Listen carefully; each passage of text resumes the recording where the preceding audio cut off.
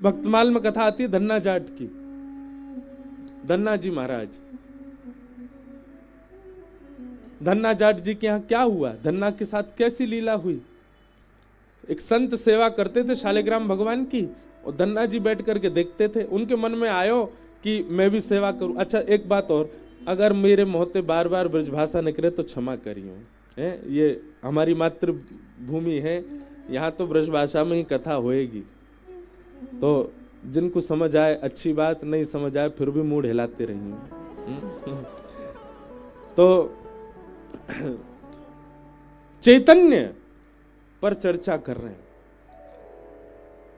धन्ना जाट जी के मन में आई, छोटे से बालक हैं धन्ना, संत कुछ दिन उनके यहां रहे, रोज सेवा करते। बच्चों का स्वभाव होता है, दादी दादा नानी नाना या घर में कोई संत आ जाए और उनकी सेवा देख लें तो बच्चों का बड़ा मन लगता है उसमें।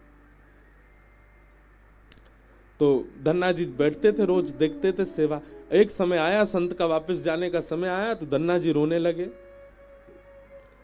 संत बोले, अरे बालक मैं आ जाऊंगा, तू मेरे पाम छोड़ दे, मैं जल्दी आ जाऊंगा।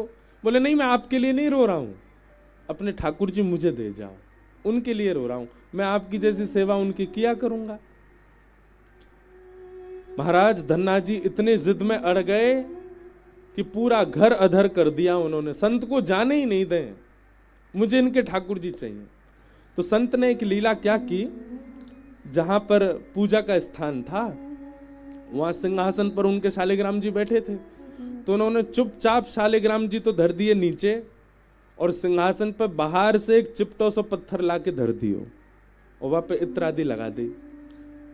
और धन्ना जी से बोले, इधर आओ बेटा, देखो तुमको सिंहासन वाले ठाकुर जी चाहिए या नीचे वाले ठाकुर जी चाहिए, बताओ, राजा वाले ठाकुर जी चाहिए या सिपाही वाले ठाकुर जी चाहिए। छोटा बालक धन्ना बोले, नहीं हमको तो राजा वाले चाहिए। और राजा वाले जो थे वो तो चिपटा पत्थर था, शालिग्राम जी तो नीचे विराज रहे। तो संत ने कही, ठीक है अब ये तुम्हारे ठाकुर जी हैं, ठीक है, अब इस सिपाही वाले ठाकुर जी हम ले जा रहे हैं। वो असली शालिग्राम जी थे संत के। बोले हाँ हाँ हमको राजा ठाकुर दे दो। शालिग्राम जी लेकर के चले गए और वो सामान्य पत्थर गली का ऊपर रखा। अब धन्ना जी उनको ही नहलामे, उनको ही सुलामे, उनके ही तिलक करे, मैया से लड़े, मैया मुझको रोरी दिलवाओ, चंदन दिलवाओ, ठाकुर जी को श्री लगानी। मैया कोई व्यवस्था नहीं कराए तो बेचारे बाहर से मट्टी में ही पानी मिलाए के वहां को चंदन लगा दें, कोई व्यवस्था नहीं फिर भी सेवा करें। इत्र नहीं मिले तो सामान्य तेल ही लगा दे ठाकुर जी को। बोले ठाकुर जी अभी मैं गरीब हूं, मुंह पे व्यवस्था नहीं है, आप ऐसी सेवा स्वीकार करो। और सामान्य पत्थर की सेवा कर रहे हैं। धन्ना जी रोज सेवा करते अपने ठाकुर, उत्साह उनका प्रबल। देखो एक बात समझिएगा, आपका साधन, आपकी व्यवस्था, आपकी बहुमूल्य वस्तु सेवा नहीं प्रकट करती हैं। सेवा में दो चीजें बहुत आवश्यक हैं, पहला भाव और दूसरा उत्साह। यदि भाव और उत्साह है तो व्यवस्था कैसी है ठाकुर जी को कोई चिंता नहीं। भाव और उत्साह प्रबल होना चाहिए ठाकुर जी के प्रति, और धन्ना जी का वो प्रबल है, भाव भी प्रबल है और उत्साह, उत्कंठा, आलस्य नहीं करते सेवा में। अपने ठाकुर जी को ऐसी मट्टी घिस के वहां में जल लगा के चंदन भी लगा देते, ठाकुर जी चंदन लग गए हो, तेल लगा के बोलते इत्र लग गए हो। बोले भोग कैसे लगाऊं, मैया से लड़ते, बोले पहली थाली ठाकुर जी की निकालो, ठाकुर जी का भोग लगेगा। ठाकुर जी के आगे भोग धर देते, पर्दा लेके ऐसे ही खड़े हो जाते, ठाकुर जी भोग लगा लो, और थोड़ी देर पकड़ के खड़े रहते, फिर वहां के बाद ऐसे पर्दा नीचे करके देखते ठाकुर जी खा रहे हैं कि नहीं। अरे आप तो पा ही ना रहे, जल्दी पा लो ठाकुर जी, अच्छा नहीं एक देर और पा लो। ठाकुर जी ने नहीं पाया।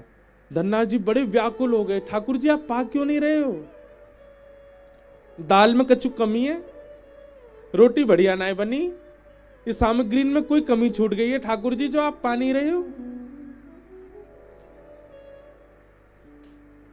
ठाकुर जी ने जब नहीं पायो तो धन्ना जी बोले, अच्छा धनवानन के यहां पाओ आप, हम निर्धन हैं, हमारे नहीं पा रहे हो।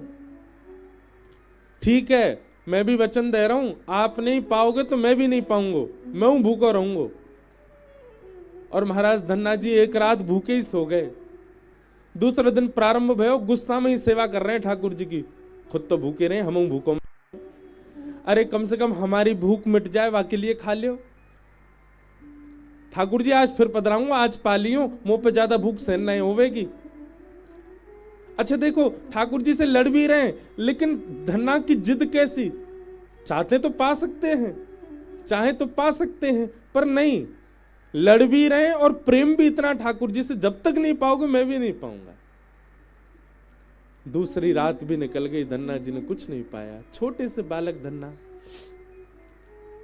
ठाकुर जी को दया आ गई धन्ना पर। तीसरे दिन धन्ना बोले, आज तो मुंह पे सांसों नहीं लाई जा रही, आज तो मुझे घबराहट हो रही है, मेरे पेट में चूहा कूद रहे, ठाकुर जी मेरे काजे पालो। पुनः थाली लेके आए, बोले आज नहीं पाए तो प्राण निकल जाएंगे मेरे। ठाकुर जी पाए लो। और पर्दा करके जैसे ही धन्ना जी थोड़ी देर प्रतीक्षा करने लगे, इतने में ही महाराज चटकारिन की आवाज आने लगी भीतर से, कोई अपनी उंगली चाट चाट के पाए रहे। और जैसे ही धन्ना जी ने पर्दा हटायो तो नन्हे से श्री गोपाल जी बैठे हैं और पूरा मुंह सन रहा है, हाथन में सब्जी लग रही है और महाराज रोटी एक कवल हाथ में लेकर के सान सान मतलब फैला के खूब प्रेम से ठाकुर जी प्रसाद पा रहे। आहा बंधुओं, असली शालिग्राम जी तो संत अपने संग ले गए थे, तो गली के चिपटे ठाकुर जी धर गए थे। ऐसे ही कोई सामान्य पत्थर रख गए थे, कैसे प्रकट हो गए ठाकुर जी? ठाकुर जी का अस्तित्व किसी विशेष धातु में नहीं होता है, आपके भाव में होता है। आप चैतन्य भाव रखिए तो सही, जिसके प्रति आप चैतन्य भाव रखेंगे ठाकुर जी वहीं प्रकट हो जाएंगे, वहीं से आपकी सेवा स्वीकार करेंगे। और क्षमा कीजिएगा, कितनी भी महंगी, कितनी भी बहुमूल्य और कितने भी बढ़िया कारीगर से आप धातु में ठाकुर जी का निर्माण करवा लो, भाव नहीं है तो वो सदा धातु ही रहेंगे।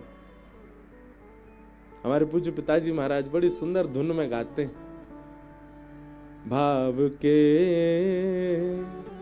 वश में है भगवान, भाव के वश में है भगवान, भाव नहीं तो हर मंदिर में, भाव नहीं तो हर मंदिर में, दीखत बस पाषाण, भाव होए तो जित देखूं तित, प्रगट होए घनश्याम, भाव के वश में है भगवान, भाव के वश में है। ठाकुर जी प्रकट हो गए धन्ना के लिए और प्रेम से पाने लगे। कुछ दिन बाद धन्ना जी बड़े हो गए, ठाकुर जी को अपने गोजा, गोजा बोलते हैं जेब को, जेब में धर के ले जाते गैया चरावे के लिए, और घर से गांव से थोड़ी दूर जाते ठाकुर जी प्रत्यक्ष प्रकट हो जाते और धन्ना के गले में गलवैयां डाल करके गैया चराने जाते थे। ऐसी धन्ना की भक्ति। कुछ साल बाद उन संत का वापस आगमन हुआ धन्ना जी के यहाँ। धन्ना जी के यहाँ आगमन हुआ। धन्ना जी के पिताजी ने कही, धन्ना आज गैया चरावे मत जाइयो, आज गैयाओं को यहीं चरा ले। बोले काहे को? आज गुरु जी आ रहे हैं, बचपन में आए थे याद है, जाने तो ठाकुर जी दिए। ओहो मेरे गुरु जी आ रहे हैं। नहीं नहीं ठाकुर जी गैया चरा लाएंगे, मैं घर पर रहूंगा। घर वाले बोले जन कहा बात बना रहा है, ठाकुर जी गैया चराएंगे। धन्ना जी थोड़ी दूर गए और अपनी जेब से ठाकुर जी निकाले, ठाकुर जी प्रकट है गए। ठाकुर जी आज गैया आप ही चराया हो, मेरे गुरु जी आ रहे हैं, मैं उनकी सेवा करूंगा। ठाकुर जी गैया चराने चले गए, धन्ना अपने घर चलोगो। और यहां गुरु जी आए, पैर धोए, माला पहनाई, दक्षिणा रखी, चंदन लगायो। अरे वाह लाला तू तो बड़ा है गयो धन्ना। अरे गुरु जी सब आपकी कृपा। और सेवा पूजा चल रही है कि नहीं? हाँ ठाकुर जी की खूब बढ़िया सेवा चल रही है। नवा धुवाए के, तिलक फोटा लगाए करके, बढ़िया प्रसाद पवाए के भेज दियो। ठाकुर जी गैया चरावे गए हैं अभी। गुरु जी बोले हैं गैया चरावे गए मतलब हाँ वो प्रकट है जाए सबके आगे ना आमे, मैं गले में गलवैया डाल गैया चरावे जावे, आज आप आ रहे हमारे अकेले ठाकुर जी गए गैया चरावे। गुरुजी बोले क्या पागलपनों जैसी बात करते, बोले नहीं गुरुजी आप जो दे करके गए उन्हीं की कृपा है, उन्हीं की सेवा करी। पूरी बात बताई धन्ना ने, कैसे चटकारे लेके ठाकुर जी पाते हैं, कैसे गले में गलवैया डालते हैं, कैसे गोद में बैठ जाते हैं, कैसे बतियाते हैं। गुरु जी को विश्वास नहीं होता। गौधूली बेला हुई, शाम का समय हुआ। धन्ना बोलो आपको भरोसा नहीं है ना, आओ मेरे संग, गांव तक दूर चलो मैं दिखाऊं। और गुरु जी को हाथ पकड़ करके लेके गए धन्ना जी। तभी क्या देखा, धन्ना जी की गाय आ रही हैं और उन गायन को हाँकते हुए श्याम सुंदर आ रहे हैं। त्रिभंग लली मनोहर पीतांबरी पहनी है, ठाकुर जी के मधुर अलकावली हैं। तम गो रजत छुरित कुंतल वद्दवरह, वन्य प्रसून रुचिरे छड़ चारुहासम। गैयाओं की रज उड़ उड़ करके श्री अंग पर लग रही है ठाकुर जी के। ऐसी छवि का दर्शन करके गुरु जी तो वहीं मूर्छित हो गए। होश में जब आए, धन्ना को हृदय से लगा लिया और हृदय से लगा करके बोले धन्ना जीवन पर्यंत सांचे शालिग्राम भगवान की सेवा करी पर कभी प्रकट नहीं भय। मैं तो को गली को एक सामान्य चिपटा पत्थर दे गए, तेने वहां से ठाकुर जी प्रकट कर दिए। धन्य है तेरी भक्ति। इसी भाव से ही भागवत जी का महात्म का प्रारंभ है कि परमात्मा सत्य है, पर उनके प्रति आप जड़ बुद्धि मत रखो, उनके प्रति आप चैतन्य बुद्धि रखो, उनके प्रति आप चैतन्य भाव रखो। आप उनको पाषाण मत मानो, सत परमात्मा को चैतन्य मानोगे तो यही सत्य चैतन्य बन करके आनंद प्रदान करेगा। सच्चिदानंद रूपाय। अनेक अर्थ हैं इस भाव के, पर एक अर्थ ऐसा भी, विश्वोत्पत्त्यादि हेतवे, विश्व की उत्पत्ति पालन और संहार का जिनका कर्म है, संसार बनाते हैं, पालन करते हैं और उसका उद्धार कर देते हैं। तापत्रय विनाशाय, जीव मात्र के समस्त ताप यानी कि कष्टों को जो नाश कर देते हैं, ऐसे श्री कृष्णाय वयम नमः। तापत्रय विनाशाय पे थोड़ा प्रकाश डालूं। एक बात बहुत ध्यान से सुनिएगा बंधुओं, मेरी शरण में आने वाले के समस्त तापों को मैं नाश कर देता हूं। ठाकुर जी अगर ये बात कह रहे हैं तो हम व्यास हैं, कल हापुड़ कथा विश्राम करके आए, आज यहां प्रारंभ कर रहे हैं। 5 तारीख को यहां विश्राम करेंगे, 6 से ऋषिकेश में प्रारंभ करेंगे। हम तो इतनी लीला गा रहे हैं ठाकुर जी की, तो मुझे तो जुकाम होना ही नहीं चाहिए था। तापत्रय विनाशाय, सब प्रकार के ताप दूर करने वाले हैं ठाकुर जी। तो हमारे जीवन में कभी मानसिक रोग, कभी शारीरिक रोग, कभी व्यवहारिक रोग मुझ जैसे को भी स्पर्श नहीं करे। भले हम भक्त नहीं, पर कथा तो गाते हैं ठाकुर जी की। इसका मतलब क्या है? आपके प्रारब्ध में जो जीवन में आना है वो तो आएगा, उसको आप दूर नहीं कर सकते। लेकिन श्री ठाकुर जी की शरणागति से उस आने वाले कष्ट का प्रभाव आपको अनुभव नहीं होता, आपको पता नहीं चलता। समझ रहे हैं ना बात को? मानसिक पीड़ा आ सकती है, शारीरिक कष्ट आ सकता है, व्यवहारिक संसारिक कष्ट जीवन में आ सकता है, पर ठाकुर जी की शरणागति जो ले लेता है उसको फिर कष्टों का अनुभव नहीं होता। वो सामान्य हो जाता है, वो सम हो जाता है। क्या मीराबाई के जीवन में कष्ट नहीं था? क्या सूरदास जी के ना नेत्र होने का उनको कष्ट नहीं था? क्या रैदास जी को, क्या कबीरदास जी को, जितने भी भक्त आप उठा लो, क्या उनके जीवन में कष्ट नहीं था? अगर व्यवहार दृष्टि से आप देखो, संसारिक दृष्टि से आप देखो, तो सबके जीवन में कष्ट है, पर क्योंकि वे ठाकुर जी की शरणागत हैं, इसलिए उस कष्ट का अनुभव नहीं होता।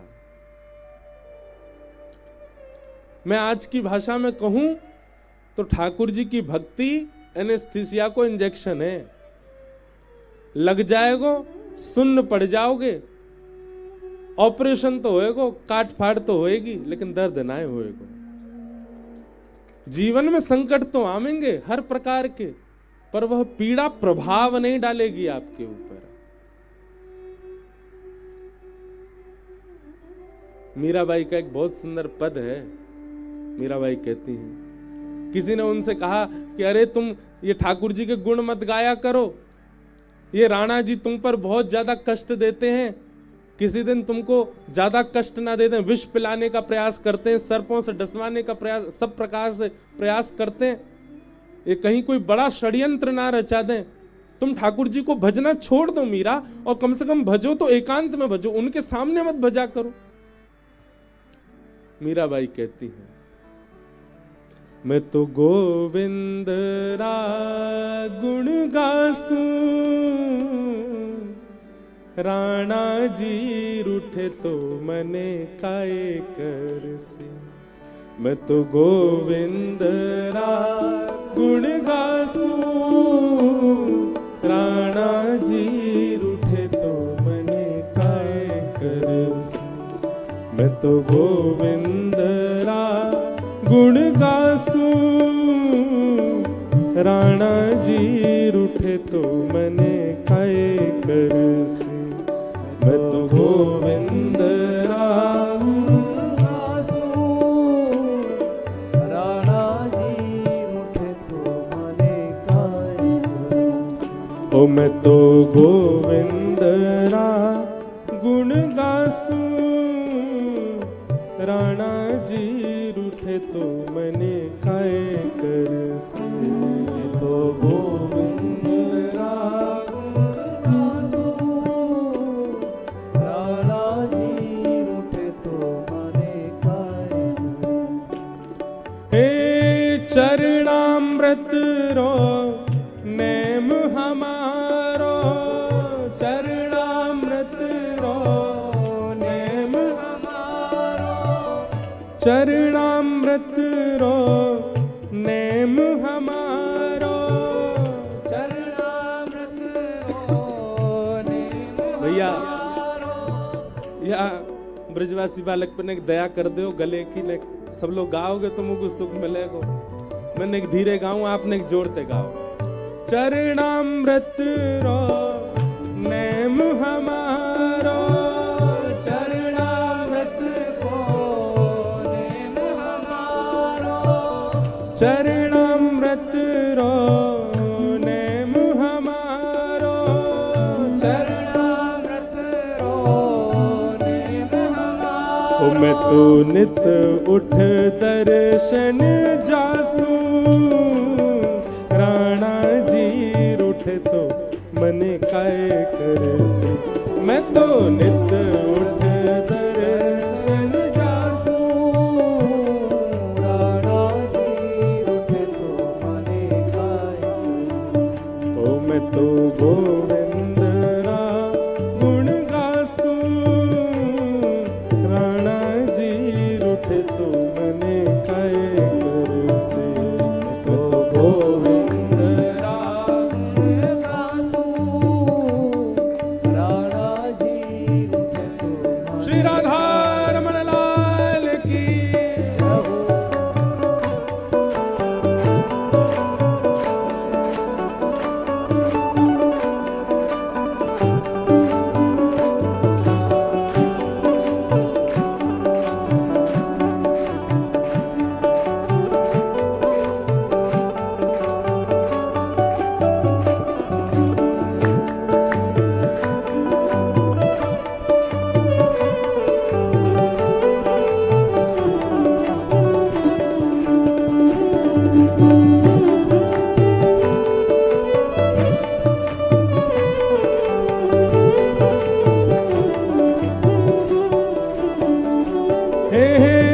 हरि मंदिर मां नृत्य करास्या, हरि मंदिर मां नृत्य करास्या, हरि मंदिर मां नृत्य करास्या, हरि मंदिर मां नृत्य करास्या। मैं तो घूंघरिया घम का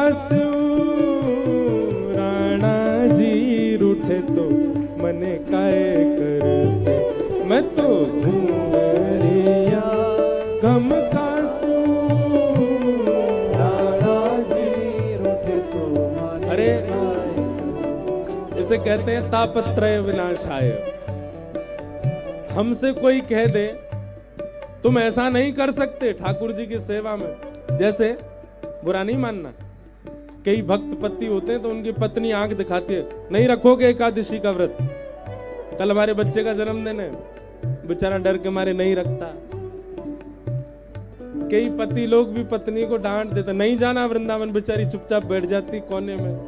कई माता पिता बच्चों को डांट देते, नहीं सुननी कथा, पढ़ाई करो, एग्जाम आ रहे हैं तुम्हारे। वैसे करनी चाहिए पढ़ाई, हाँ समय मिले तो सुनो। पर ये सारे तो एक व्यवहारिक कष्ट मैंने बताए, लेकिन संसार कई कष्ट हमको देता, उन कष्टों के कारण हम ठाकुर जी के भाव को पीछे छोड़ देते।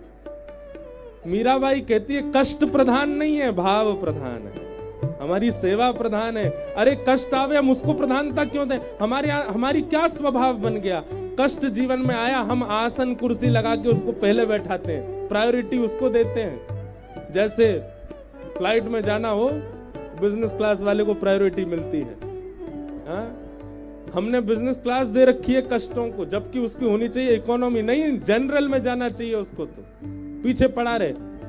लेकिन हम उसको इतनी फर्स्ट प्रायोरिटी देते हैं, हमारे जीवन में चाहे कुछ चल रहा हो लेकिन कष्ट आ जाए तो हम सबसे पहले उसको स्वीकार करते हैं, ओहो ये आ गया, अब सब काम बाद में, ये पहले। लेकिन भक्त का ये स्वभाव नहीं है। भक्त का स्वभाव क्या है? पहले ठाकुर जी। कष्ट आया है, चाहे शारीरिक कष्ट है, मानसिक कष्ट है, विचार का कष्ट है, भाव का कष्ट, सब पीछे देखेंगे, पहले ठाकुर जी को देखेंगे। मीराबाई कहती है मैं तो मंदिर में नाचूंगी, और नाचूंगी नहीं, घूमर करूंगी ठाकुर जी के आगे। राणा जी रूठे तो मने काए कर से, मैं तो गोविंद राम गासूं। राणा जी रूठे तो मने काए कर। हे राम नाम झाज चला स्या, राम नाम झाज चला स्या। एक आपको बड़ी गोपनीय बात बताएं, मीराबाई के हृदय के ठाकुर कौन है? श्री गिरधर गोपाल। मीराबाई सेवा किनकी करती है? श्याम सुंदर की।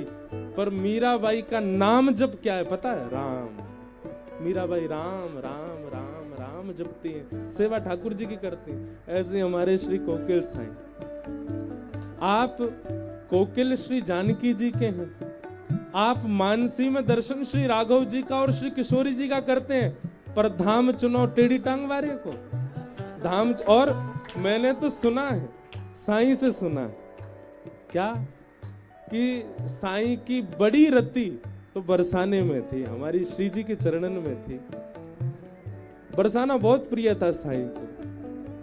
कई लोग कहते हैं हम राम नाम जपते हैं पर हमको ठाकुर जी क्यों दिखने लग जाते हैं? अरे भाई इसमें डरने वाली क्या बात है? विपरीत विरोधाभास का प्रेम अति प्रगाढ़ होता है। राम का मतलब क्या? हमारे ब्रज के एक संत कहते हैं, उनसे कोई कहता जाके राम राम, डंडा लेके भागते पीछे। कोई कहता जय श्री कृष्ण, डंडा लेके भागते पीछे। हाँ, उनसे कोई कहता राधे राधे तो डंडा लेके भागते। कोई कहता जय श्री कृष्ण, डंडा लेके भागते। क्या कहते? राम राम बोलो, राम राम। बोले राम क्यों बोले? बोले राम बोलने से 3 काम होंगे। बोले क्या?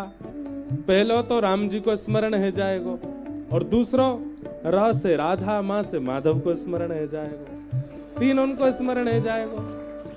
तो मीराबाई की ठाकुर जी गिरधर लाल हैं, पर उनके हृदय में और वाणी पर सदा विराजने वाला राम नाम था। तापत्रय विनाशाय श्री कृष्णाय वयम नमः। जो 3 प्रकार के ताप, आदि दैविक, आदि भौतिक और आध्यात्मिक ताप, ताप यानी कि कष्ट, उनको जो दूर कर देते हैं, दूर कर देते हैं मतलब उनका अनुभव समाप्त कर देते हैं। वो आएंगे जीवन में पर उनका आभास नहीं होगा। जैसे मीराबाई। आपको यदि कष्ट से ज्यादा प्रायोरिटी है तो आपको कष्ट लगेगा, पर आपके लिए ठाकुर जी प्रधान है, गुरु प्रधान है, वृंदावन प्रधान है, भाव प्रधान है, तो कष्ट होता रहे, जुकाम होता रहे, कथा सुनाएंगे हम। भले ही घरों बैठो हो, नाक बह रही हो, कथा तो कहीं। तापत्रय विनाशाय श्री कृष्णाय, ऐसे श्री कृष्ण को हम सब प्रणाम करते हैं, वंदन करते हैं। भागवत जी का महात्मा अब हम सूक्ष्म में बस पूर्ण कर देते हैं। आज प्रथम दिवस, 7 तो यहीं बज गए और साईं की आरती भी 7 बजे ही होती है। अभी कर लें थोड़ी देर और, हाँ चलन में 12 बजा दें रात के।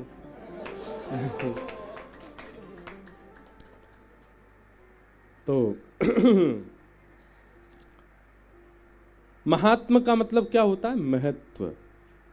भागवत का महत्व क्या है वो आज के भाव में हम श्रवण कर रहे हैं। भागवत जी का महत्व कई लोग कई भाव से ले लेते हैं, पर श्रीमद् भागवत जी का एक ही महत्व है, कृष्ण प्राप्ति करम शाश्वत। ठाकुर जी की प्राप्ति कराती हैं भागवत जी। और ठाकुर जी की प्राप्ति मतलब ऐसे गोद में ठाकुर जी बैठ जाए, नहीं, हृदय गोद में ठाकुर जी बैठ जाए, हृदय भाव में श्री ठाकुर जी बैठ जाए। नैमिषारण्य क्षेत्र में 88,000 सौनकादि ऋषियों ने सूत जी महाराज से प्रश्न किया, इस कलिकाल में भगवत प्राप्ति का सर्वोत्कृष्ट साधन क्या है? तब श्री सूत जी महाराज ने श्रीमद् भागवत जी को प्रधान बताया। सौनकादि ऋषि बोले, भागवत जी की थोड़ी महिमा सुनाओ। सूत जी महाराज वर्णन कर रहे हैं कि एक बार की बात है, श्री नारद जी महाराज पृथ्वी पर भ्रमण करते करते बद्रीनाथ पहुंचे और बद्रीनाथ में उन्होंने सनकादि ऋषियों से पूछा कि महाराज, ये पृथ्वी तो बड़ी विचित्र है, यहां जैसा देखना सुनने को मिला वैसा तो यहां कुछ भी नहीं, को पंखा चला क्या, हवा आई है।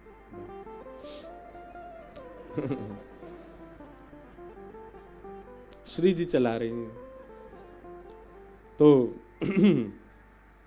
पीछे वाले ने तो न को उजाड़ो ना लग रो, ऐसे बैठे पूरे पंखा चला के। एसी लगवा दें कल। कल से तो कथा भी दोपहर में है, 3 बजे ही होगी तो है सके यू चले, लेकिन अच्छा है आप लोग विराजो भाव से। तो अच्छा देखा, बद्रीनाथ का नाम लेते ही ब्यार चली। ऐसा हमने भक्त चरित्र में पढ़ा है। श्री रैदास जी महाराज जब अपने ठाकुर जी की सेवा करते थे तो रैदास जी का ऐसा भाव था कि अब ठाकुर जी को लेके कहां कहां जाऊं, तो उन्होंने अपनी कुटिया में ही कोने इनके नाम धर दिए। जे कोनो का है, बोले ये रामेश्वरम, जे कोनो जे अयोध्या, जे बद्रीनाथ, और जे रामेश्वर, ये रंगनाथ, ये जगन्नाथपुरी, जहां रसोई बनाते वहां को नाम रख दे जगन्नाथ, और खिड़की जहां से नदी के दर्शन होते वहां को नाम धर दियो वृंदावन। अपने ठाकुर जी को रोज सजाते और सजा के कहते, लाल जी बताओ कहां चलोगे, और चौकी उठा के वही कोने में धर देते, लो आज तो रामेश्वरम आ गए। दूसरे दिन चलो लाल जी खर्चा नहीं हो तो नहीं कहूं, हम तो मानसी में चले जाते। आहा क्या समुद्र में तरंग उठ रही हैं, महादेव विराज रहे हैं, वेद मंत्र उच्चारण करके श्री सूक्त पुरुष सूक्त का गान सब संत जन कर रहे हैं, सब विप्रजन कर रहे हैं। आहा रुद्राष्ट अध्याय से ठाकुर जी का अभिषेक चल रहा है, भोलेनाथ का, रामेश्वरम का दर्शन हो गया। जय हो ठाकुर जी, चलो वापस अपनी कुटिया चले, उठा के बीच में धर देते। लेकिन उनकी सेवा इतनी प्रधान हो गई थी, जेठ के महीना में भयंकर भीषण गर्मी में, ठाकुर जी बड़ी गर्मी है रही है, आज तो स्नान ध्यान करके बद्रीनाथ चलेंगे। और स्नान ध्यान करा करके श्री ठाकुर जी को श्रृंगार करते, गर्म कपड़ा ही पहनाते, और गर्म कपड़ा पहना के चौकी ने 1-2-4 बार बीच में घुमा के, और जैसे ही बद्रीनाथ में धरते, जेठ के महीना में उनके गांव में ठंडी हवा चलने लग जाती थी, और सब गांव के लोग सौल कंबल ओढ़ ओढ़ के घूमते। सब कहते जरूर रैदास अपने ठाकुर जी को बद्रीनाथ गो, तभी बद्रीनाथ आगे हो है।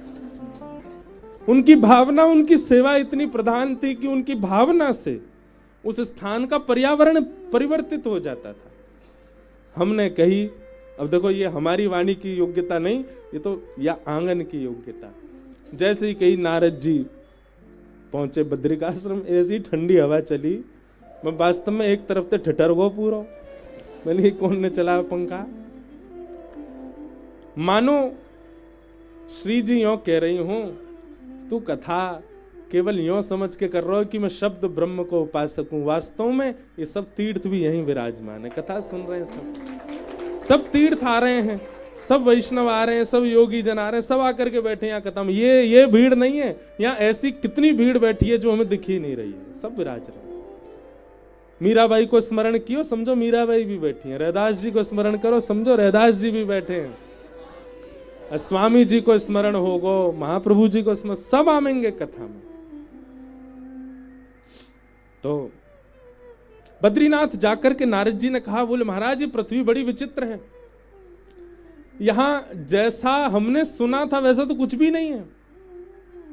अहम तुम पृथ्वीम यातो ज्ञात्वा सर्वोत्तमामिति पुष्करम च प्रयागम च काशी गोदावरी तथा हरिक्षेत्रे कुरुक्षेत्रे श्रीरंगम सेतु वंदनम एवमादिषु तीर्थेषु भ्रममाण इतस्ततः।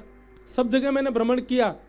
अच्छा, यहां पर किसी ने मुझसे प्रश्न किया, केवल तीर्थों के नाम क्यों बोले, किसी शहर का नाम क्यों नहीं बोला? तीर्थों का नाम कह रहे हैं नारद जी। नारद जी कह रहे हैं जब तीर्थों की ये स्थिति बन गई है तो शहरों का खुद अनुमान लगा लो। जब तीर्थों में ये सब चल रहा है, क्या चल रहा है? बहुत कुछ बताया गया है। यहां पर लोग झूठ बोलते हैं, छल करते हैं, कपट करते हैं, ईर्ष्या करते हैं, केवल उदर भरणो जीवा, पेट भरने की विद्या कर रहे हैं। कोई विरक्त नहीं रह गया, कोई ज्ञानी नहीं रह गया, सब केवल आडंबर बनता चला गया है। ये सब बात यहां पर श्री नारद जी ने बताई। गृहस्थाश्रमी कैसे हो गए हैं, शाल को बुद्धिदायक, बड़े भैया की बात नहीं सुन रहे हैं। बड़े भैया कह रहे हैं ऐसा करो, अनसुना कर देंगे, लेकिन साले साहब कह दें ऐसा करो, जो आज्ञा। पत्नी के भैया जो कहेंगे वो सब स्वीकार है। माता जी कुछ कहें वो नहीं सुनना, पत्नी कुछ कहे वो सब सुनना है। इस तरीके का सब भाव यहां पर बताया गया। लेकिन बोले मैं सब जगह भ्रमण करता करता जब मैं वृंदावन पहुंचा, वहां मैंने यमुना तट पर देखा एक परम सुंदरी और उसकी गोद में 2 वृद्ध लेटे हैं। उस सुंदरी ने मुझे रोका। मैंने उसके रुदन को देख करके पूछा, हे देवी तुम कौन और तुम्हारी गोद में ये 2 वृद्ध कौन? तब उन्होंने अपना परिचय दिया। अहम भक्ति ऋतिख्याता इमो में तनयो मतौ ज्ञान वैराग्य मानो काल योगेन जर्जरो। मैं भक्ति हूं, बहुत ध्यान से सुनिएगा। और ये 2 मेरे पुत्र हैं, ज्ञान और वैराग्य। कलयुग के प्रभाव से ये दोनों जर्जर हो गए। कलयुग में भक्ति सबके चित्त में है, भजन सबके चित्त में है, नाम सब जप रहे हैं, वृंदावन सब आ रहे हैं, पर ज्ञान और वैराग्य से हमारी दूरी है। इतना भजन करने के बाद, इतनी भक्ति करने के बाद भी हमारे चेहरे पर अप्रसन्नता क्यों? क्षमा कीजिएगा, पर जब रज धारण करने वाले, उर्धपुंड धारण करने वाले जब वैष्णवों को देखते हैं वृंदावन में, कृष्ण विरह के अलावा जब उनके नेत्रों में अश्रु आते हैं तो मन में बड़ा संकोच होता है। क्यों रो रहे हैं? विरह में आप व्याकुल हो, ठाकुर जी के विरह में आप रो रहे हो, वो एक भावमय विषय है, वो अच्छा विषय है। पर जब आप संसारी विकार के कारण जब रुदन करते हो और तिलक आपके माथे पर है, तो मन में एक संशय प्रकट होता है, ये कैसी भक्ति कि संसार का कोई विषाद आपको इतनी पीड़ा दे रहा है कि आप रुदन कर रहे हो। मानव के पास सबसे बहुमूल्य क्या है बताओ? अश्रुबिंदु सबसे बहुमूल्य है। सबके लिए मत बहाया करो। जो उन अश्रु का मूल्य जानता हो उसी के सामने, जो जानता भी ना हो, जो उस अश्रु का मूल्य दे दे, उसके सामने अश्रु बहाओ। और हमारे व्रज वृंदावन में अश्रु का मूल्य ठाकुर जी भली भांति जानते हैं। स्वामी श्री हरिदास जी को दिया, पितृवंश महाप्रभु को दिया, हरिराम व्यास जी को दिया, मीराबाई को दिया, सबको दिया। अश्रु सबके लिए प्रकट नहीं होने चाहिए। तो व्याकुलता कहीं ना कहीं ये बात बताती है संसार के लिए, जब व्यक्ति व्याकुल होता है कि भक्ति तो इसके चित्त में है, परंतु वह भक्ति इसको प्रसन्नता क्यों नहीं दे रही है? क्योंकि ज्ञान और वैराग्य नहीं है। भक्ति के पुत्र ज्ञान का मतलब विवेक होता है, सही और गलत की पहचान, निर्णयात्मिका बुद्धि। हम लोग निर्णय नहीं ले पाते, ये निर्णयात्मिका बुद्धि नहीं होती हमारे पास। असमंजस बनी रहती है, क्या करें क्या ना करें, क्या करें क्या ना करें। वैष्णव का स्वभाव है, नाम जापक का स्वभाव बन जाता है, परिक्रमा करने वाले का स्वभाव बन जाता है, उर्दपुंड लगाने वाले का स्वभाव बन जाता है, शिखासूत्र धारण करने वाले का स्वभाव बन जाता है कि उसकी बुद्धि असमंजस में नहीं रहती। थोड़ी देर विचार करने के बाद एक सटीक उत्तर उसके चित्त से अपने आप आता है। इसी को ज्ञान कहते हैं। ज्ञान का मतलब बहुत पढ़ लिख लेना नहीं होता है, ज्ञान का मतलब निर्णयात्मक बुद्धि प्राप्त होना होता है, निर्णय लेना, मुझे क्या करना है अपने जीवन में, क्या नहीं करना। इसका मतलब कैरियर डिसाइड करना भी नहीं कह रहा हूं मैं, वह भी है, पर उससे भी ज्यादा हम अपने जीवन को किस भांति मोड़ रहे हैं, विषयी बना रहे हैं, भोगी बना रहे हैं, या फिर वैष्णव बना रहे हैं, विरक्त बना रहे हैं, प्रेमी बना रहे हैं।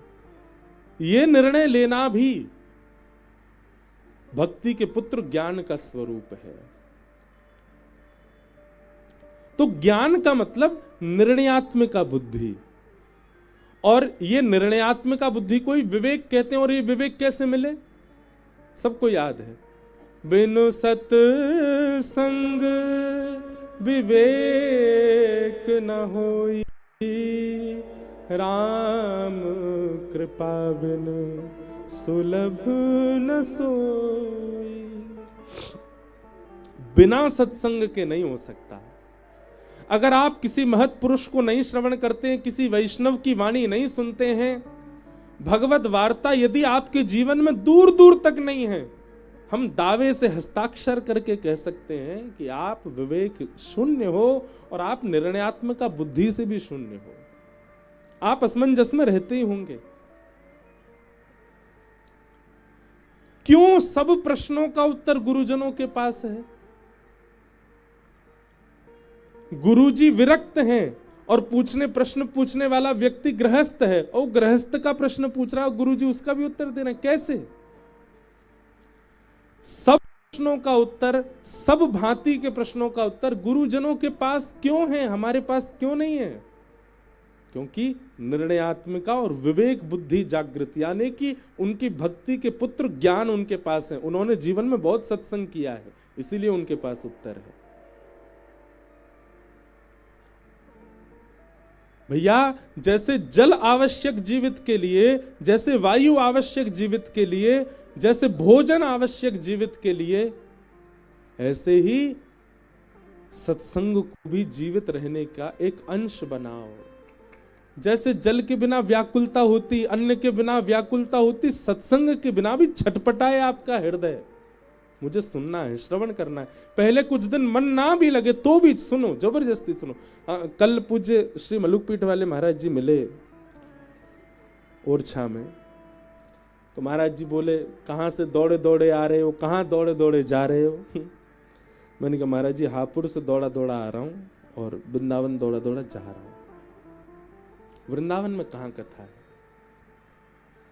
मैंने हमारे छोटू साईं को बताया। आज जैसे ही मैंने नाम लिया महाराज जी का, महाराज जी प्रसन्न हो गए, इतने आनंद में भर गए, और जैसे एक क्षण के लिए नेत्र बंद करके, आहा अद्भुत महापुरुष हमारे ब्रजमंडल के। महाराज जी ने खूब प्रशंसा की महाराज जी की। महाराज जी के बारे में खूब सारी बातें मुझे बता रहे थे। स्वामी श्री अखंडानंद जी से संबंध के विषय के भी कई भाव महाराज जी ने बताए। और फिर महाराज जी ने एक बात कही कि इंद्रेश जी, अब कुछ वर्षों में हमारे सिंधी बहन भाई जो हैं, इनके थोड़े भोजन आदि में थोड़े विकार भले ही आ गए हों, पर हम साक्षी हैं, हम अपने गुरुदेव की भी बात मानते हैं और अपने पूर्वाचार्यों से भी हमने सुना, सिंधियों जैसा वैष्णव भाव किसी के हृदय में नहीं होता। उन्होंने कहा सबसे ज्यादा साधक यदि कहीं हुए तो वो सिंध प्रांत में हुए, सबसे ज्यादा वैष्णव यदि कहीं हुए, हर भाव को भजने वाले सबसे ज्यादा सिंध में हुए। और बोले अब कुछ वर्षों में आधुनिकता आती जा रही है हमारे सिंधी भाई बहनों में, लेकिन फिर भी दो चीजों में आप आगे सिंधियों को पाओगे। महाराज जी कह रहे थे, पहली तो सेवा और दूसरा पूरे विश्व भर में कहीं भी सिंधी हो, उसके घर का एक व्यक्ति सही वो सत्संग जरूर करता होगा, उसके जीवन में सत्संग निश्चित होगा। और ये मैंने अनुभव कर लिया, आप सबके बीच में रह करके भी किया, उल्लासनगर जाकर के भी किया, विदेशों में जाकर के भी किया। विदेश में भी जहां भी जाते हैं कथा करने, अगर कोई सिंधी समाज का व्यक्ति आता है तो निश्चित है वो सत्संगी है। हर घर का व्यक्ति, एक व्यक्ति सही सत्संगी होगा। और कहीं कहीं ना भी होते हैं पूरे पूरे, तो आप लोग ज्यादा जानो, पर हमने तो सब जगह भाव में ही देखा। बोले सिंधी समाज के लोगों में एक क्वालिटी है कि वो सत्संग नहीं छोड़ते, करते जरूर है।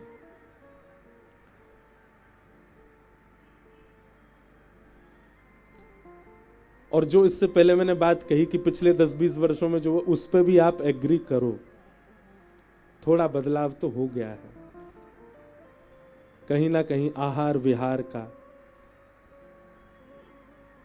नहीं तो महाराज जी बहुत प्रशंसा कर रहे थे, बहुत बहुत भाव आता है, बहुत अच्छा है सब समाज। तो यदि आप सत्संग को स्थान नहीं देते हैं अपने जीवन में, आपके पास निर्णयात्मिका बुद्धि नहीं है, आप विवेक शून्य रहोगे फिर जीवन भर। इसलिए भक्ति आवश्यक है, प्रेम लक्षणा भक्ति भाव सब कुछ आपके चित्त में हो, पर आप सत्संग निश्चित किया करो नित्य। उससे क्या होगा, भक्ति के प्रथम पुत्र ज्ञान विवेक रूप धारण करके चित्त में आएंगे। आप ज्यादा नहीं, 1 महीना कंटिन्यूअसली 25 मिनट रोज दे दीजिए सत्संग को। किसी भी बुद्ध पुरुष को जरूर सुनिए। आप 1 महीना के बाद जब 31वां दिन आएगा ना, 30 दिन के बाद 31वें दिन अपने आप अपनी बुद्धि, अपने विचार, अपने भावों को परख लीजिएगा, उसमें परिवर्तन आ चुका होगा। अपने स्वभाव व्यवहार में, यहां सब लोग अधिकतर सब सत्संगी बैठे हैं, सब कथा सुनने वाले बैठे हैं, सब जानते हैं कि आप सबका व्यवहार कैसा, आप सबका भाव कैसा। ये क्यों आवश्यक है? नहीं तो भक्ति आपको प्रसन्न नहीं कर पाएगी। इसलिए ज्ञान विवेक चाहिए, उसका प्रथम पुत्र, और वो सत्संग से आएगा। अच्छा, सत्संग भी राम कृपा बिन सुलभ न सोए। एक प्रकार से यदि ये कह दें तो कोई अतिशयोक्ति नहीं, इस आंगन में भी जो बैठा है वो राम जी के द्वारा चुना गया है, ठाकुर जी ने। जहां भी कथा होती है, आप विराजमान यदि हो रहे हैं वहां पर और पूरी कथा श्रवण कर रहे हैं, तो निश्चित है कि ठाकुर जी ने चुन के भेजा आपको। राम कृपा बिन सुलभ न सोई, बिन सत्संग विवेक न हुई। तो भक्ति के प्रथम पुत्र का नाम ज्ञान, भक्ति के दूसरे पुत्र का नाम है वैराग्य। वैराग्य का मतलब सब छोड़ देना नहीं, सबसे आसक्ति का त्याग। व्यास मंच पर बैठे हैं हम, अखंडानंद आश्रम से पूज्य महाराज जी भी विराज रहे हैं, हमारे साईं भी बैठे हैं उल्लासनगर से, हमारे पूज्य पंडित जी महाराज भी बैठे हैं, आचार्य जी बैठे हैं। हमारे पास भी महंगे फोन है, हमें भी महंगी गाड़ियों में बैठने का अवसर मिलता है, हमें भी वह सब करने का अवसर मिलता है। हम भी दुबई जाते हैं, हम भी अमेरिका जा रहे हैं, ऑस्ट्रेलिया जा रहे हैं, कनाडा जा रहे हैं। सब वो स्थिति जीवन में आ रही है जो एक सामान्य संसार के भोग विलासी व्यक्ति के जीवन में भी आती है। पर वो भोगी क्यों कहला रहा है? क्योंकि वो उससे आसक्त हो जाता है, उसी में ही रम जाता है, उसी के ही गुणगान गाने लगता है, उसी में ही उसकी प्रवृत्ति हो जाती है। पर वैष्णव व्यक्ति क्या करता है? उसको केवल साधन मानता है और साधन मान करके, साध्य की प्राप्ति का साधन मान करके उसका त्याग कर देता है। केवल वो एक साधन है। महंगा फोन भले ही हो, पर वो एक साधन है। क्यों? उसके माध्यम से किसी से संपर्क साधा जा रहा है। लेकिन संसारी व्यक्ति का महंगे फोन के प्रति कोई और कारण है। उसका कारण क्या है? दिखावा भी है, उसका कारण सबको बताना भी है, उसका कारण बहुत से भौतिकवाद हो सकते हैं। वस्तु का प्रयोग साध्य की प्राप्ति, और साध्य श्री कृष्ण है। हमारी बात को बहुत ध्यान से सुनिएगा। और दूसरी एक और दृष्टता क्षमा करना, अगर मेरे नेत्र बहुत देर तक ना खुलें तो होता है। अब कभी कभी कथा में ऐसा होता है, नेत्र मेरे मैं चाह के भी नहीं खोल पाता। तो हम साधन को ही साध्य मान लेते हैं। जैसे भोजन क्या है? साधन है। किस बात का साधन है? जीवित रहने का साधन है। और जीवित क्यों रहना है? ताकि भजन बन सके, ताकि भगवत प्राप्ति हो सके। पर कई लोगों के लिए भोजन ही साध्य है। वो सुबह उठते ही इसलिए कि हम खा सकें।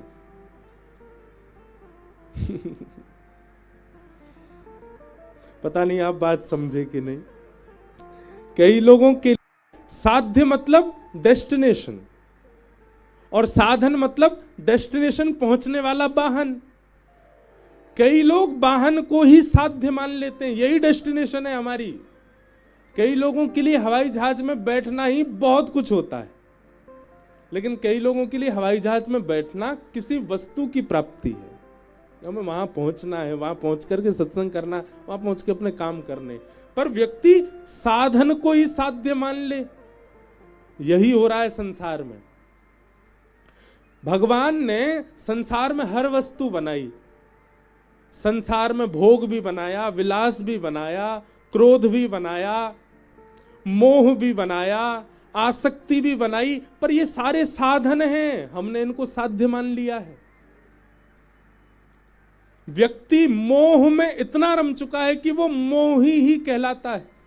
व्यक्ति क्रोध को ही साध्य मान लेता, वो क्रोधी ही कहलाता है। क्रोध साधन है बच्चों को सुधारने का, अपनों को संभालने का।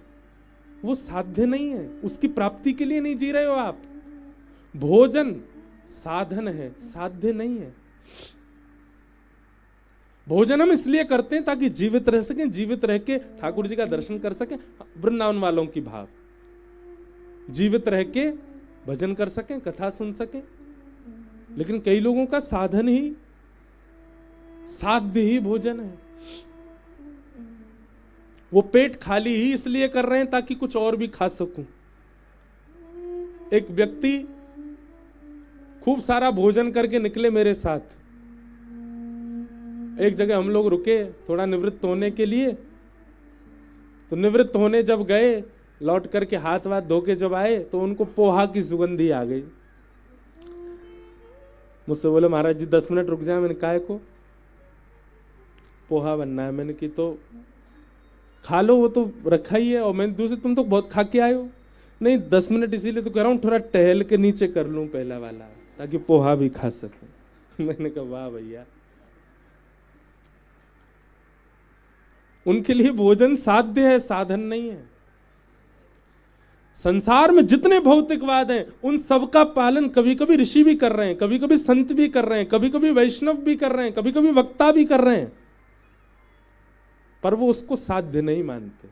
हमको यहां कथा करने आना था, बीच में ओरछा पहुंचना था, हापुड़ की कथा को भी न्याय देना था, उसके लिए हेलीकॉप्टर करना पड़ा। लेकिन वो हमारा साध्य नहीं है, वो साधन है। संसार की हर वस्तु साधन है, साध्य केवल श्याम सुंदर है। आप हर उस वस्तु को जीवन में साधन बनाओ जिससे प्राप्त वही हो। हम साधन को ही साध्य मान लेते हैं तो वही साधन आसक्ति बन जाता है। कहां तक कह दें, पत्नी भी साधन है, बच्चे भी साधन है, परिवार भी साधन है, समाज भी साधन है, मित्रता भी साधन, और सबका साधन, सब साधन स्वरूप साध्य केवल श्री कृष्ण। लोग कहते हैं गुरु कौन अच्छा? वो गुरु अच्छा जो कृष्ण से मिलावे, गुरु वही जो हरि सो मिलावे, गुरु वही जो वृंदावन में बसावे, गुरु वही जो संत दर्श करावे। केवल गुरु के लिए यही बातें क्यों है? हम तो अपने मंच से कहते हैं पत्नी भी वही जो हरि सो मिलावे, बच्चे भी वही जो हरि सो मिलावे, मित्र भी वही जो हरि सो मिलावे, व्यापार भी वही जो हरि सो मिलावे। वो व्यापार भी अच्छा नहीं जिससे हरि दूर हो रहे हो, जिससे ठाकुर जी दूर हो रहे हो। तो वैराग्य किसको कहते हैं? साधन को साधन रहने दो, उसको साध्य मत मानो।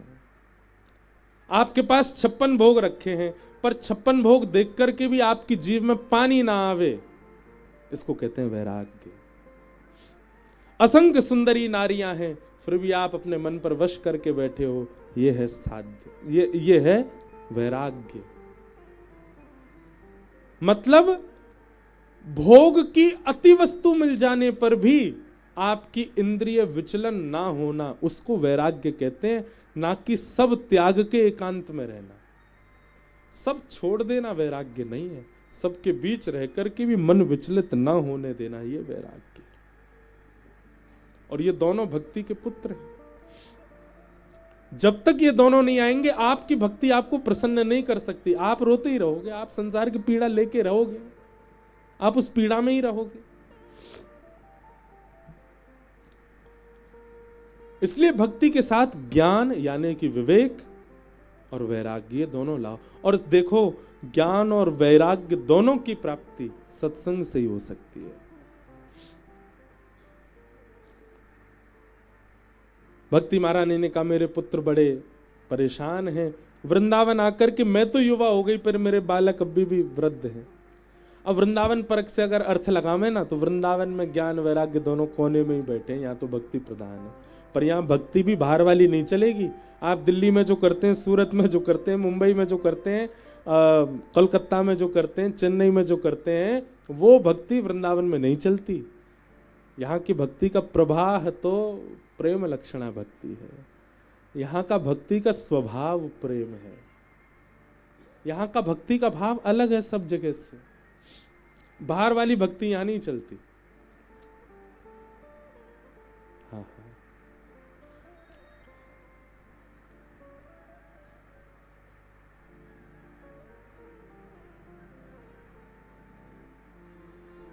भक्ति महारानी ने नारद जी से कहा मेरे पुत्र बड़े कष्ट में हैं और इसीलिए मैं बहुत कष्ट में हूं। नारद जी महाराज ने कहा तुम्हारे पुत्रों का हम कुछ करते हैं। मां युवा है, बालक वृद्ध हैं, ऐसा कभी हो सकता है? पर यह हुआ। नारद जी महाराज सबसे पूछते पूछते तब बद्रीनाथ पहुंचे और वही प्रसंग आ गया। बद्रीनाथ में उन्होंने पूछा कि इस भक्ति के कष्ट का निवारण बताओ। तब सनत कुमारों ने कहा 5 प्रकार के यज्ञ हैं और इन 5 में सबसे श्रेष्ठ यज्ञ कौन सा है? कि सत्कर्म सूचको नूनम ज्ञान यज्ञ स्मृतो बुधैः श्रीमद्भागवतालाप सतु गीत सुखादिभिः। भागवत की कथा सबसे श्रेष्ठ सत्कर्म, इसको क्या कहते हैं? ज्ञान यज्ञ। क्या कहते हैं? ज्ञान यज्ञ।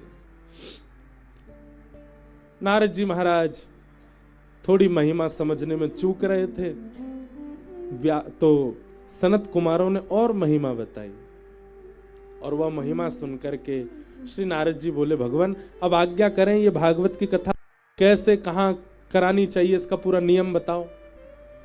कई सारे नियम बताए। कहा गंगा के तट पर कराओ, सुंदर वन में, सघन वन में व्यास मंच बनाओ, व्यास जी बैठ के कथा सुनाएंगे। वन की रेत में बैठ करके सब श्रोता कथा सुनेंगे। श्रोताओं के भोजन की व्यवस्था करो, पान के लिए गंगा जल रखो, आदि आदि सब व्यवस्थाएं बता दी। नारद जी महाराज बोले सब व्यवस्था बता दी, अब वक्ता भी तो बता दो, कथा किससे कराएं। तब नारद जी बोले महाराज अब वक्ता ढूंढने में कहां जाऊं, आप ही कथा कर दो। तब सनक सनंदन सनातन सनत कुमार ही व्यास रूप में मंच पर विराजे। भागवत की कथा हुई, ऋषि आए, देवता आए, गंधर्व आए, सब आए। तभी उस कथा में भक्ति ज्ञान वैराग्य का आगमन हुआ। भक्ति सुतौ तौ तरणौ गृहीत्वा प्रेमैकरूपा सहसा विरासी श्री कृष्ण गोविंद हरे मुरारे नाथेति नामानि मुहुः वदन्ति। भक्ति महारानी अपने दोनों बालकों के साथ आई और कथा में आते ही युवा हो गई। अभी यहां दूर तक जितने लोग बैठे हैं सबके चित्त में भक्ति ज्ञान वैराग्य युवा हो गए हैं।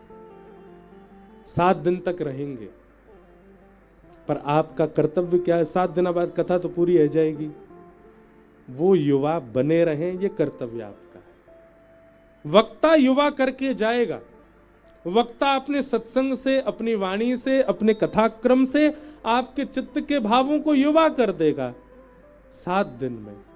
परंतु वो भक्ति ज्ञान वैराग्य जो 7 दिन में युवा हुए, भैया देखो परिस्थिति में सब अनुकूल हो जाते हैं। बहती गंगा में कोई नाव लेके कूद जाए, उसको चलानी भी ना आती हो, नाव अपने आप चली जाएगी, क्योंकि धार जिस ओर है नाव अपने आप जाएगी। श्रेष्ठ तो उसको माना जाता जो विपरीत दिशा में चला के दिखाए नाव को। अभी तो बह रही है गंगा जी, आज से प्रारंभ हो गई कथा गंगा। 7 दिन में आप सबरे वैष्णव बन जाओगे, अपने आप को कोई भक्त से कम नहीं समझोगे। 7 दिन बाद कईयन के मन में तो आ जाएगी महाराज जी अपने संग ही रख लो मोए, घर परिवार सब छोड़ने को तैयार हूं। कई बड़े बड़े आए हैं कथा में। एक आयो महाराज जी मैं इतने करोड़ का मालिक, सब आपके चरणन में दे रहा हूं। मैंने कहा हाँ सबरी जिम्मेवारी मोए दे दे, मैं आपके संग रहूंगा। मैंने कि यो तो ना चाह रहा हो कि अभी अकेलो है तो मोए पार्टनर बना ले, आधो आधो करें दोनों। मैंने कि ऐसी भावना मत रखियो रे। वैराग्य भी 7 दिन में भी आ जाएगा। वैराग्य ज्ञान वैराग्य भक्ति सब आवेगी 7 दिना में। पर इन 7 दिन में जो भाव उत्पन्न होंगे अच्छे हैं। 8वें दिन जो भाव उत्पन्न होगा वो आपका वास्तविक भाव होगा। जब कथा नहीं होगी, जब ये आंगन नहीं होगा, जब ये समाज नहीं होगा, जब ऐसी व्यार नहीं होगी, तब हृदय में भक्ति प्रकट हो, तब ज्ञान प्रकट हो, तब वैराग्य प्रकट हो, तब समझना आपने कथा सुनी थी। अभी तो बहती गंगा में हाथ धो रहे हो सब रहे। भक्ति ज्ञान वैराग्य दोनों युवा हो गए और नारद जी से उन्होंने कहा मैं कहां बैठूं, जगह ही नहीं बची, कहां बैठूं, ऐसी स्थिति हो गई होगी। तब नारद जी ने कहा हे भक्ति महारानी निरंतरम वैष्णव मानसानि। ये जितने भी श्रोता बैठे हैं इन सबके चित्त में आसन लगा करके आप बैठ जाओ। और भक्ति महारानी सब श्रोताओं के चित्त में बैठ गई। अब देखो एक बात बोलूं, भक्ति यदि चित्त में बैठ गई है तो ये समझ लेना अकेली नहीं बैठी है। आप कहो कि हाँ महाराज जी ज्ञान वैराग्य के संग बैठी, बोले नहीं, एक और संग में बैठो है भक्ति के। कौन? तब अगला श्लोक, सकल भुवन मध्य निर्धनास्ते धन्या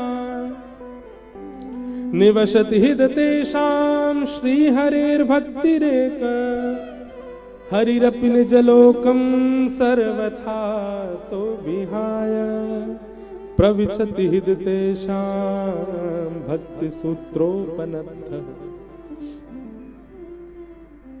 एक बात बहुत ध्यान से सुनिएगा, ये भक्ति है और भक्ति का सूत्र बंधा हुआ है भगवान से। भगवान का सूत्र बंधा हुआ है लक्ष्मी से, लक्ष्मी का सूत्र बना हुआ है पूरे विश्व से। भक्ति आगे आगे चलती है, ठाकुर जी उसके पीछे पीछे चलते हैं, ठाकुर जी के पीछे लक्ष्मी चलती है, लक्ष्मी के पीछे पूरा संसार दौड़ रहा है, पूरी दुनिया लक्ष्मी के पीछे भाग रही है। परंतु यहां भागवत की कथा क्या करती है, भागवत की कथा आपके चित्त में विकार नहीं, विषाद नहीं, लक्ष्मी नहीं, ठाकुर जी भी नहीं, भक्ति को विराजमान करती है। और जैसे ही भक्ति विराजमान होती है तो भक्ति का सूत्र किससे बंधा है? तो भक्ति जैसे ही आगे विराजमान होगी, भक्ति के पीछे पीछे श्याम सुंदर भी दौड़े चले आते हैं, और श्याम सुंदर दौड़े दौड़े आमे तो बाकी पीछे लक्ष्मी और समस्त भाव आपके चित्त के भीतर आ जाते हैं। लेकिन हमारा विचार, हमारा भाव क्या है? हमको केवल लक्ष्मी चाहिए, हमें भक्ति से अभिप्राय नहीं। कई लोग कथा भी इसीलिए कराते हैं कि कथा सुनने से, कथा कराने से हमारा व्यापार बढ़िया हो जाएगा, लक्ष्मी की कृपा होगी। कथा श्रवण से, कथा क्रम से केवल और केवल भक्ति की कृपा हो, ऐसी कामना करो। भक्ति चित्त में आ जाएगी तो श्री ठाकुर जी आ जाएंगे। अकेली भक्ति नहीं विराज रही है हमारे चित्त में, भक्ति भी है, ज्ञान वैराग्य भी है, और इन तीनों की ओट में श्याम सुंदर भी हमारे चित्त में बैठे, हमारे हृदय में आकर के बैठ गए। अच्छा, एक चीज सुनो, भक्ति आगे, ठाकुर जी उसके पीछे, लक्ष्मी उसके पीछे, और लक्ष्मी के पीछे पूरा संसार। लेकिन उसी संसार में से मीराबाई, सूरदास, कुंभनदास, रैदास, कोकिल साईं आदि आदि जैसे वैष्णव भक्त ये उस संसार से निकल जाते, क्योंकि इनकी देह, इनका उद्देश्य लक्ष्मी नहीं है, इनका उद्देश्य भक्ति होता है। तो ये सब भक्ति के पीछे चलने लग जाते हैं। तो अब कैसा रूप बनेगा? भक्ति आगे आगे, भक्ति के पीछे भक्त, और भक्तन के पीछे ठाकुर जी। अनुब्रजाम में हम नित्यम पूये ये तन्य रेणु भी। जब मानव भक्ति का आश्रय ले लेता है तो भक्ति आगे चलती है, भक्ति के पीछे भक्त चलता है, और भक्त के पीछे ठाकुर जी चलते हैं। एक बात सुनेंगे, वैष्णवता भक्ति का स्वरूप ये नहीं है कि हम ठाकुर जी के पीछे पीछे दौड़ें। भक्ति को स्वरूप तो यूं ही मानो, हमारे पीछे पीछे ठाकुर जी चल रहे हैं। ठाकुर जी कह रहे हैं, तू जहां जाएगा तेरे संग जाऊंगा, तू जहां बैठेगा तेरे संग बैठूंगा, तू जो करेगा वही करूंगा। ये भक्ति का स्वरूप है, ये भक्ति का प्रकार है।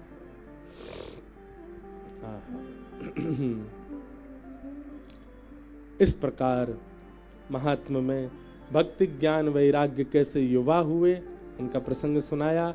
नारद जी महाराज ने प्रश्न किया कि कथा सुनने से कौन कौन से पाप दूर होते हैं। तब सब पापों का वर्णन करते हुए कहा, सत्य नहीं ना पितृमात्र दूषक। जो सत्य विहीन है और माता पिता से द्वेष करता, ऐसा बालक भी यदि कथा सुने तो कथा उसको पवित्र करती है। नारद जी बोले, ये बात मेरे मन में बैठ नहीं रही है भगवान, थोड़ा विस्तार से बताओ। माता पिता से द्वेष करने वाला कथा से कैसे पवित्र हो सकता है? तब धुंधुकारी का प्रसंग सुनाया। आत्मदेव नाम के ब्राह्मण थे, उनके कोई संतान नहीं थी। संत ने एक फल दिया, पर पत्नी ने वो फल गैया को खिला दिया और स्वयं अपनी सहेली के पुत्र को ले आई। सहेली के पुत्र का नाम धुंधुकारी रखा।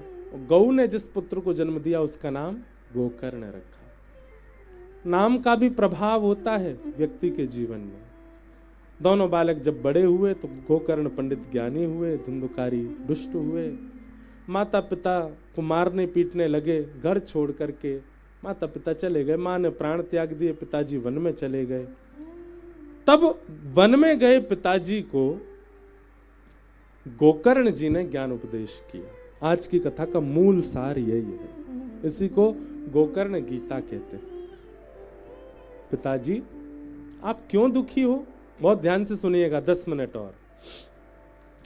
पिताजी आप इतने दुखी क्यों हो, इतने परेशान क्यों हो? बहुत ध्यान से सुनिएगा इस संवाद को। आत्मदेव जी कहने लगे, पुत्र गोकर्ण, मेरा पुत्र ऐसा होगा ये मैंने कभी सोचा नहीं था। मेरे परिवार की स्थिति ऐसी हो जाएगी ये मैंने कभी सोचा नहीं था। मेरे पुत्र की वजह से मेरी पत्नी अपना आत्मदाह कर लेगी ये मैंने सोचा नहीं था।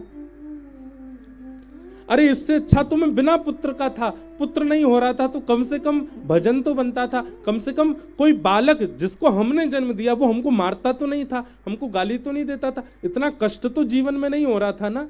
केवल बालक नहीं था इस बात का कष्ट था, परंतु ये बालक होने के बाद तो बहुत कष्ट है। मेरा पुत्र ऐसा क्यों हो गया, इस बात का मुझे बहुत कष्ट है। तब श्री गोकर्ण जी ने ज्ञान उपदेश किया। देहे स्थिमां सरुधिरे भिमतिं तजत्वं जाया सुतादिषु सदा ममतां विमुञ्च पश्यानिशं जगदिदं क्षणभङ्गुनिष्ठं वैराग्य राग रसिको भव भक्तिनिष्ठः। क्या कह रहे हैं पिताजी? देहे स्थिमां सरुधिरे भिमतिम त्यजत्वम। बहुत ध्यान से सुनिएगा।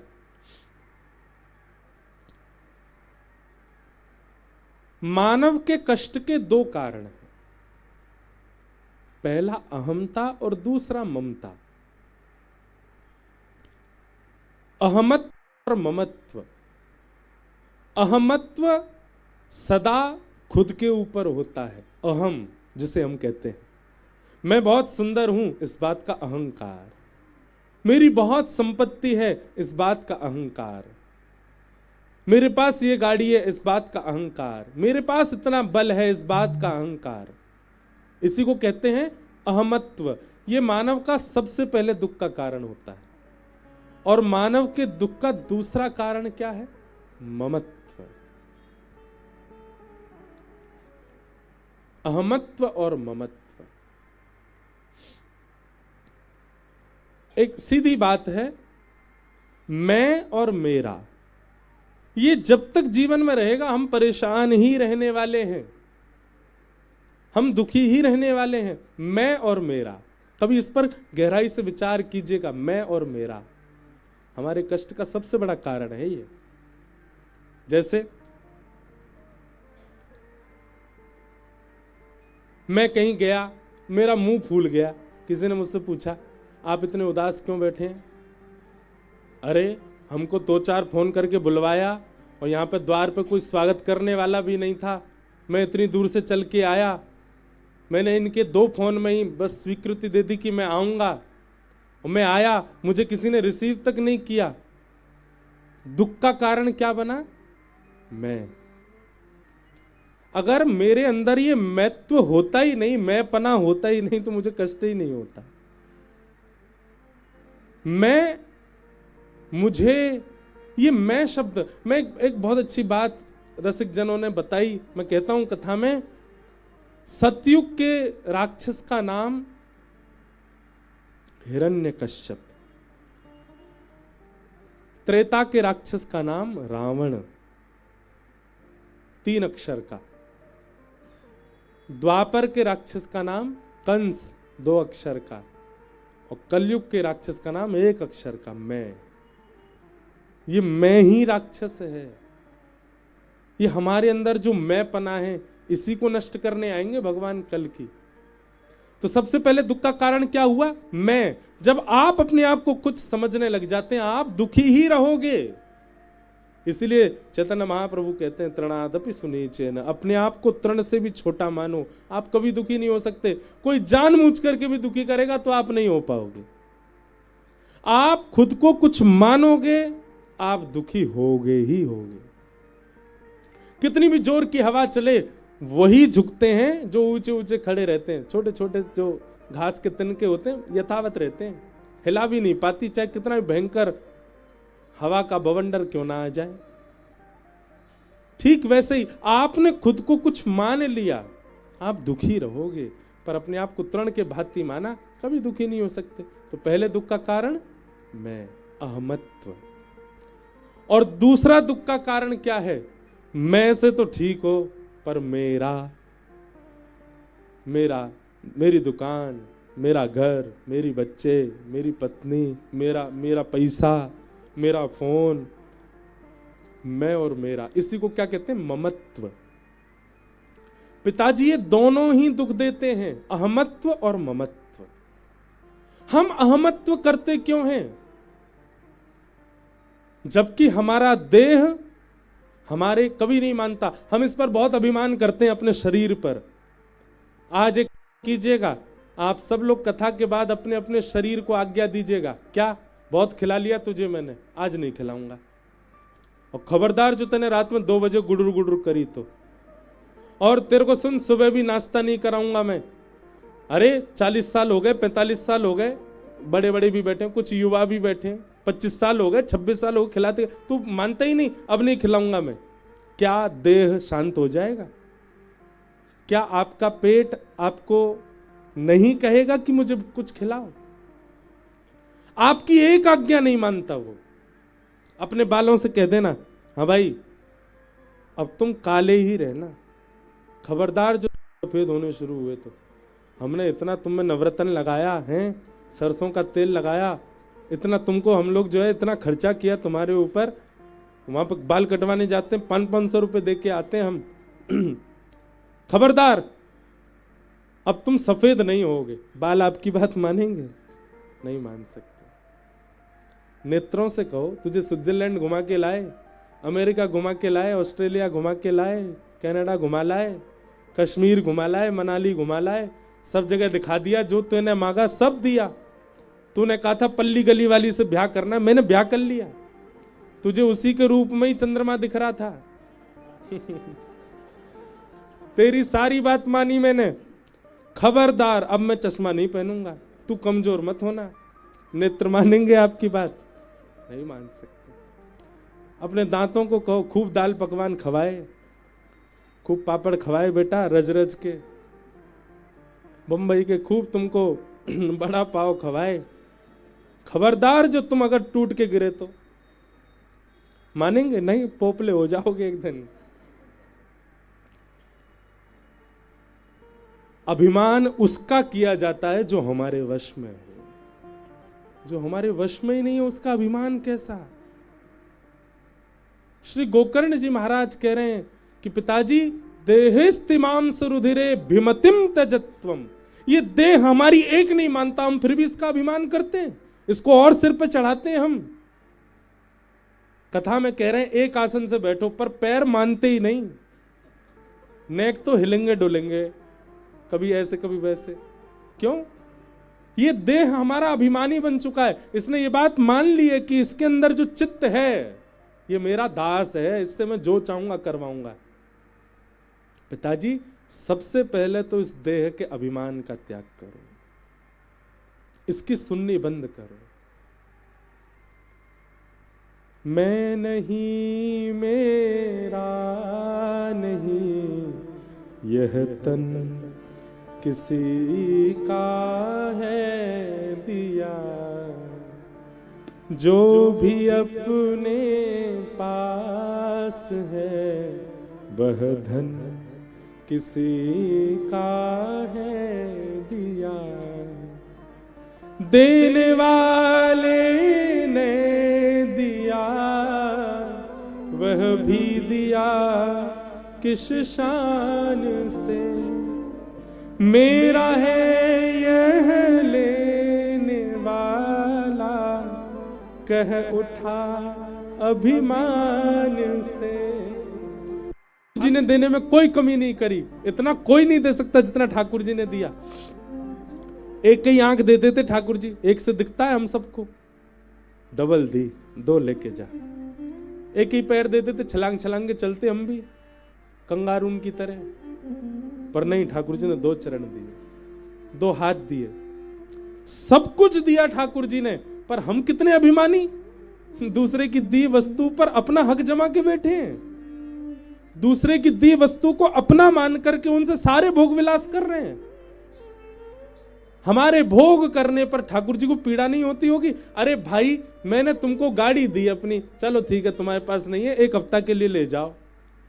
अब तुम उस क्या कर रहे हो? मेरे ही सामने इतना भयानक बम्पर आया, इतना भयानक वो आया, क्या बोलते हैं उसको, स्पीड ब्रेकर, और मेरे ही सामने तुम 100 की स्पीड पे कुदा रहे हो उससे।